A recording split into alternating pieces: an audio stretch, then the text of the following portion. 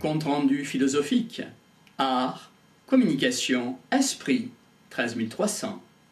92, compte rendu. On est invité à faire le chemin 2 fois avec l'esprit. C'est ce qui permet de le révéler. Il y a l'établissement d'un esprit sans conséquence, ce qui permet d'exister correctement, et d'expérimenter un lien. Qu'en est-il de la connaissance? La connaissance est découverte par l'esprit. Il y a le fait de découvrir et aussi de vérifier. Et cela sans risque. Comment faire pour éviter les conséquences de la chaîne de l'univers? Qu'en est-il de l'esprit? C'est un puissant collectif. Cela induit qu'il secrète des puissances, des intermédiaires et des humanités. Ainsi, chaque être humain crée un univers qui le correspondrait. Qu'en est-il de Dieu? C'est une intelligence présente qui pensait le monde et le faisait exister. Cela est en opposition avec les interprétations. Cela crée un univers où il existe. On fait en sorte de ne pas vivre constamment avec cela, donc on l'oublie. Qu'en est-il de ce retrait? On le fait passer dans les coulisses, et cela pour exister en nous. Il peut en rester de beaux restes, Dieu ou ses contremaîtres. L'intelligence entraîne un univers local et l'on existe. L'objectif étant de se connaître nous-mêmes.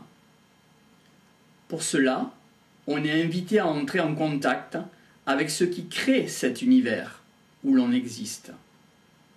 Quelle place on occupe dans la nature de ses pensées? On peut faire un parallèle à être en harmonie. Comment cela marche? Ce qui a priori est pensé se matérialise. Ce ne serait pas dramatique. Nous avons une âme pas atténuée par trop le décalage, sinon ce serait la mort. Comment voir ce qui a été vraiment de vivant dans notre vie? De voir ce vivant au moment où cela se passe. Qu'en est-il d'un accident de voiture? On revient dessus par la mémoire. Au moment où cela se passe, quand on crève. Or cela implique que l'on soit dans la vie et que l'on ait de l'intensité.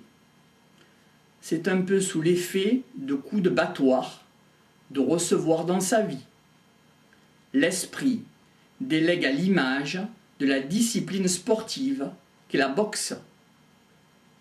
L'esprit délègue de la puissance de vie. La vie veut nous signifier quelque chose. La transmission de la chaîne implique que nous soyons là. Il n'y a pas d'arrêt dans la transmission de la chaîne. Qu'en est-il de Jésus? Qui me suit? L'esprit passe une fois, mais sans arrêt. Si notre vie est marécageuse, cela implique que l'esprit se demande quels moyens il va utiliser. Comment percevoir le subtil plutôt que de l'attendre? Nous n'avons rien à perdre. Cela s'oppose à la trouille du néant. Comment se tenir droit? Cela réfléchit, cela sécrète. Qu'en est-il du corps? Quelle raison affective d'y tenir? A priori, on s'aime bien. Pourquoi on tient à ce taco qui ne vaut pas un clou? On n'est pas certain que quelqu'un nous aime. Si on ne s'aime plus, alors il nous semble que personne nous aime. Cela est insoutenable. Qui veut m'aimer? Est-ce qu'on existe pour quelqu'un? Est-ce qu'on existe pour personne? Qu'en est-il de finir à la fosse commune? Qu'en est-il de ne plus exister dans la tête de qui que ce soit? Quelqu'un a été nommé, d'où on existe. Qu'en est-il de Dieu? On existe parce que l'on est nommé.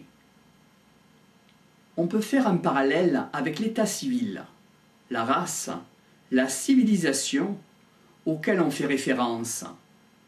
Cela nous donne une singularité.